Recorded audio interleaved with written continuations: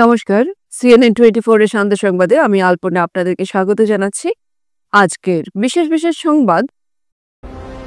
6 December Bharat Ratna doctor Bhimrao আম্বেদকরের ৭০তম প্রয়াণ দিবস পালন করবে বিজেপি তপশিলি জাতি মোর্চা কাছাড় জেলা কমিটি।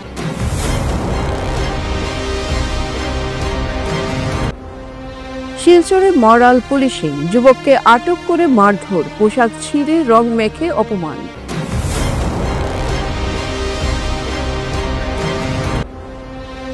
আদালত ও পুলিশ প্রশাসনকে অপমানজনক মন্তব্যের অভিযোগে গীতা মার্টে পুলিশের জালে।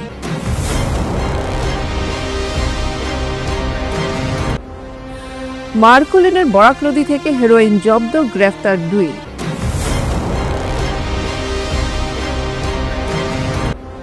শ্রীভূমিতে স্নাতক শিক্ষক পোস্টিং এর নামে চলছে নাকি টাকার খেলা, ক্ষোভ জনমনে।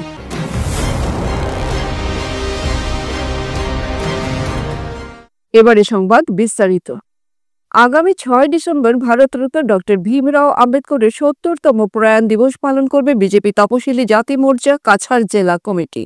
শিলচর বঙ্গভবনে এই অনুষ্ঠান আয়োজন করা হয়েছে। এই অনুষ্ঠানে প্রধান অতিথি হিসেবে উপস্থিত থাকবেন রাজ্যের মন্ত্রী রঞ্জিত কুমার দাস। প্রধান বক্তা হিসেবে উপস্থিত থাকবেন বিশিষ্ট সমাজসেবী এবং প্রতিরক্ষা গবেষণা ও উন্নয়ন সংস্থার অবসরপ্রাপ্ত বৈজ্ঞানিক জ্যোতি প্রকাশ দাস। এছাড়াও উপস্থিত থাকবেন বিজেপি কাছাড় জেলার সভাপতি রূপম সাহা এবং বিশিষ্ট ব্যক্তিগণ। শনিবার সকালে 7 ঘটিকায় শিলচর উন্নয়ন ভবনের সম্মুখে প্রতিমূর্তিতে মাল্যদান এবং পুষ্পার্ঘ্য অর্পণ করা হবে।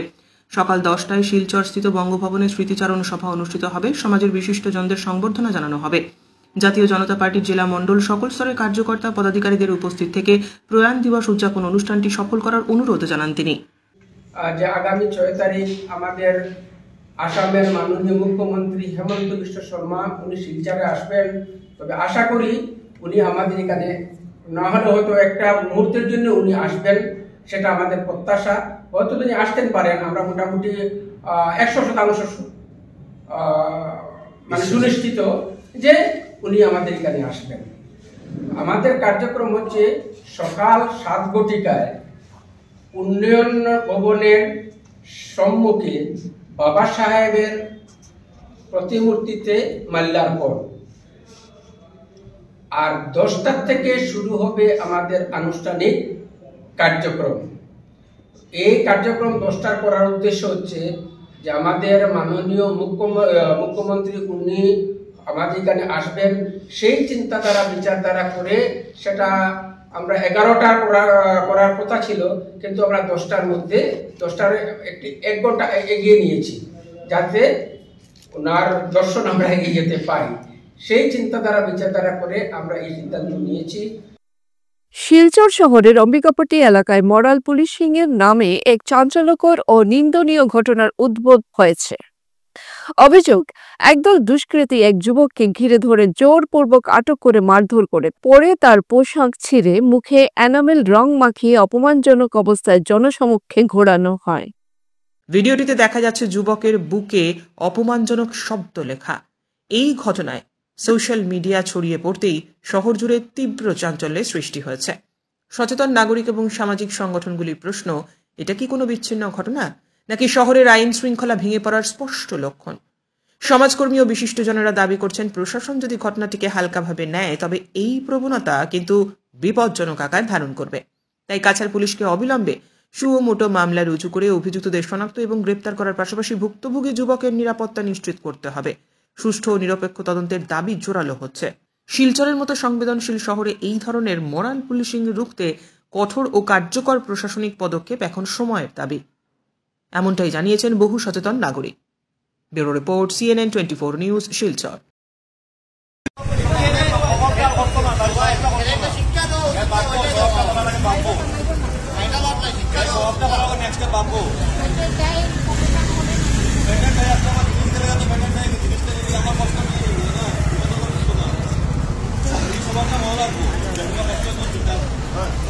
लोगों ना सबको दिखाना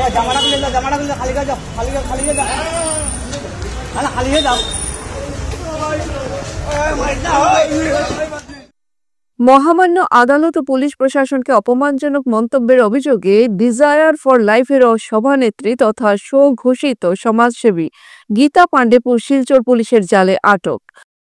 তাকে শিলচর পঞ্চায়েত রোডের এনজিও ডিজায়ার ফর লাইফের কার্যালয় থেকে শিলচর সদর থানার অসি অমৃত সিং এর নেতৃত্বে মহিলা পুলিশ আটক করে শিলচর সদর থানায় নিয়ে আসে। গীতা পাণ্ডের বিরুদ্ধে 2টি মামলা দায়ের করা হয়েছে। বিভিন্ন নিরীহ মানুষকে প্রতারণার অভিযোগে কাছাড় পুলিশের জালে গীতা পাণ্ডে। दीदी आपको क्यों अरेस्ट किया गया? पता नहीं, मुझे अभी बताया नहीं गया है। घर से धक्का मार के निकाल कर ले। মায়ানমার, মণিপুর, আসাম সীমান্তের ওপার থেকে কাছাড়ে মাদক পাচারের অভিযানে সিআরপিএফ 147 নম্বর ব্যাটালিয়ন এবং নারকোটিক্স কন্ট্রোল ব্যুরো এনসিবি 2টি সংস্থার যৌথ অভিযানে কাছাড় জেলার লক্ষ্মীপুর এলাকার মার্কোলিং গারমাঘাট থেকে সন্দেহভাজন হেরোইন জব্দ করেছে।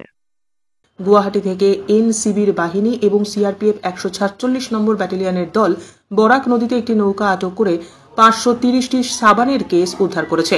এই কেসের মাধ্যমে সরবরাহকারীরা 6.15 কেজি হেরোইন পাচার করার ছক কষছিল, কিন্তু গোপন তথ্যের ভিত্তিতে গুয়াহাটি থেকে আগত এনসিবি কর্মকর্তারা তা ভেস্তে দেন। এই ঘটনায় 2 সন্দেহভাজন চোরা কারবারিকেও গ্রেপ্তার করা হয়েছে। তারা হলেন জেকব মার এবং আকু মেলোডি মার, উভয়ই লক্ষ্মীপুরের বাসিন্দা। স্নাতক শিক্ষক পোস্টিং এর নামে চলছে নাকি টাকার খেলা। বর্তমানে চায়ের আড্ডায় এমনকি গ্রামে গঞ্জে ছয়লাভ হচ্ছে এ নিয়ে শ্রীভূমি জেলা স্কুল সমূহের পরিদর্শকের কার্যালয় হয়ে গেছে নাকি ঘুঘুর ভাষা, তা যেন কান পাতলে শোনা যাচ্ছে এদিক ওদিক। সম্প্রতি মেধার ভিত্তিতে চাকরি লাভ করা শিক্ষকদের পোস্টিং এর জন্য বাজার দর উঠে 3.5 লক্ষ টাকা। এদিকে চায়ের আড্ডায় বা গ্রামে গঞ্জে এ নিয়ে বহুল চর্চায় রীতিমতো চটে লাল হলেন SR এর লোকসভার সমন্বয়কারী অমরেশ রায়। মিডিয়ার সামনে পরিষ্কার ভাষায় তিনি বলেন, একজন সুস্থ নাগরিক হিসাবে আমরা বিভিন্ন জায়গায় যাওয়া আসা হয়। আমরা কখনো চা খাওয়ার জন্য চা স্টলে যাই, মিষ্টি খাওয়ার জন্য মিষ্টির দোকানে যাই, হাট বাজারে যাই। তখন এই কথাগুলো চর্চা হচ্ছিল, আর কয়েকজন একসাথে বসে যখন চর্চা করে তখন আমার খুব খারাপ লাগছিল। ওরা আমার দিকে আঙ্গুলি হেলন করেছিল যে এই বিজেপি দলের একজন আছেন। তখন আমি বলছিলাম যে ম্যাটারটা কি, আপনারা আমাকে বলুন। তো চায়ের দোকানের আড্ডা আমি কাউকে এভিডেন্স হিসাবে আমি দেখাতে পারবো না। আর আমার পোস্টটা এটাই ছিল যে চায়ের দোকানে এই আড্ডাগুলো চলছে, এবং এটা যদি সত্যি হয় তাহলে এটা আমাদের দুর্ভাগ্য। কেননা আমাদের সরকার, ডক্টর হিমন্ত বিশ্ব শর্মার নেতৃত্বাধীন সরকার, উনি ইলেকশনের আগে বলেছিলেন যে আমি 1 লক্ষ চাকরি দিব। সেখানে দেখা গেছে 1,50,000-এর উপরে উনি চাকুরি দিয়েছেন। কেউ বলতে পারবে না, উনার শত্রু বলতে পারবে না, আমাদের দলের শত্রু, বিপক্ষ দলের কেউ বলতে পারবে না যে আসামে যে এই হিমন্ত বিশ্ব শর্মা মহাশয়ের নেতৃত্বাধীন সরকারের আমলে যতজন চাকরি হয়েছে, 1,50,000-এর উপরে চাকরি হয়েছে, কেউ 1 পয়সা বা 1 কাপ চা খাইয়েছেন কেউ। তো এইটা যদি আমাদের সরকার এবং আমাদের দল বজায় রাখে, তাহলে যারা এই চর্চা করছে শিক্ষক, যারা টেট পাস করে বা উচ্চ মাধ্যমিক বা মাধ্যমিক শিক্ষাস্থলে যারা চাকুরি পাবেন, যাদেরকে অলরেডি অ্যাপয়েন্টমেন্ট লেটার দেওয়া হয়ে গেছে। এখানে করিমগঞ্জে আমাদের শ্রীভূমিতে 212 জন পেয়েছেন। তো 212 জনকে একজন করে জিজ্ঞেস করুন যে ওনারা অ্যাপয়েন্টমেন্ট লেটার পাওয়ার সময় আমাদের সরকার বা আমাদের দল কি কারোর কাছে 1 কাপ চা চেয়েছিল? কেউ বলবে? সবাই বলবে না। তাহলে আমাদের শ্রীভূমি জেলাতে শুধু এই 212 জনের পোস্টিংয়ের নামে যদি হাটে বাজারে যদি এই কথাগুলো হয়, আমাদের দলের এবং আমার সরকারের বিরুদ্ধে যদি হয়, সেটা আমার ভালো লাগে না। আর সেই কথাগুলোই আমি ফেসবুকের মাধ্যমে আমি সোশ্যাল মিডিয়াতে দিয়েছিলাম এবং আমি ট্যাগ করে দিয়েছি। তারপরে ম্যাটারটা চর্চায় এসে গতকাল আমাদের শিক্ষামন্ত্রী, মাননীয় শিক্ষামন্ত্রী এসে ঘুরে গেছেন। এখানে সরকার বলেছেন এটা তদন্ত হবে, এবং আমিও বলি তদন্ত হওয়ার দরকার। আর আরেকটা কথা হলো, যারা শিক্ষার্থী যারা চাকরি পেয়েছেন, তাদের পোস্টিংয়ের জন্য যে আমার বাড়ির পাশে আমার পোস্টিং হতে হবে, আমার পছন্দের জায়গায় পোস্টিং হতে হবে, এরকম প্রেশার অবভিয়াসলি দিয়েছেন হয়তো। দিয়ে তারপরে একটা কিছু এরকম যদি হয়, এই কথাটা যদি সত্যি হয়, যেটা হাটে বাজারে যে কথাটা চলছে, তাহলে শুধু প্রশাসনকে দোষ দিলে হবে না। যারা চাকুরি পেয়েছেন তাদেরকেও সমান দোষী করতে হবে। কেন আপনাদেরকে দিতে হবে? শহর শ্রীভূমি পুরসভার ট্যাক্স কেলেঙ্কারি নিয়ে অবশেষে মুখ খুললেন পুরপতি রবীন্দ্রচন্দ্র দেব।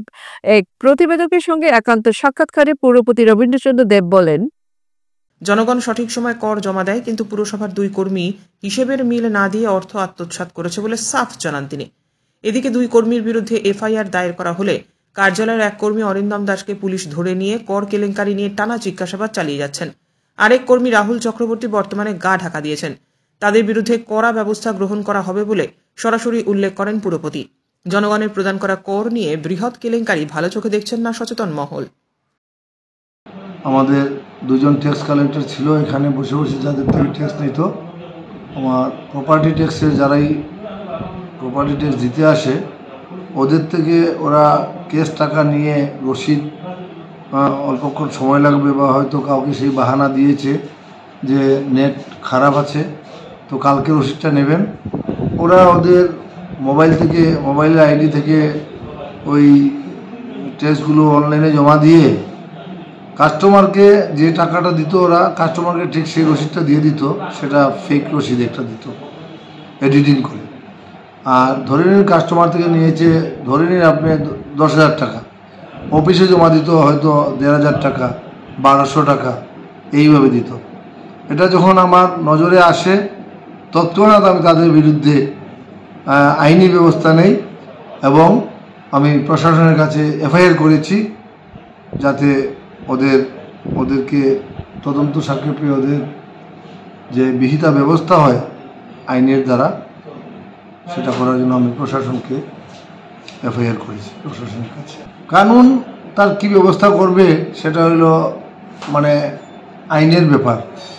এখন আমাকে ওরা বলেছে যে কেস তো রেজিস্টার হয়ে গেছে, আমরা তদন্তে আছি, হয়তো যারা টাকা দিয়েছে ওদের কাছে রসিদ সইতে আমরা এফআইআর করেছি, রসিদ অনুযায়ী হয়তো সেই প্রপার্টি ট্যাক্সের যিনি ওনার মালিক ওনার কাছে যাবেন, জিজ্ঞেস করবেন আপনি কি সত্যি সত্যি এত টাকা দিয়েছিলেন, বলে হ্যাঁ। আপনি কি এত টাকা রসিদ পেয়েছেন? হ্যাঁ। আর অফিসের রসিদ তো আমাদের কাছে আছে, সেটাও আমরা ওই এফআইআরে সাবমিট করেছি। কাস্টমারের রসিদটা সাবমিট করেছি আর আমাদের অফিসের যে রসিদটা সেটা সাবমিট করেছি। ডিফারেন্স যেটা সেই রসিদগুলোর মধ্যেই পাওয়া যায়। হ্যাঁ, একজন ক্যাজুয়াল স্টাফ আছে, ওকে অলরেডি আমরা ডিসচার্জ করে নিয়েছি, আর একজন রেগুলার স্টাফ আছে, ওনাকে আমরা সাসপেনশনে নিয়ে নিয়েছি। আজকের বিস্তারিত সংবাদ এখানেই সমাপ্ত হলো। ধন্যবাদ।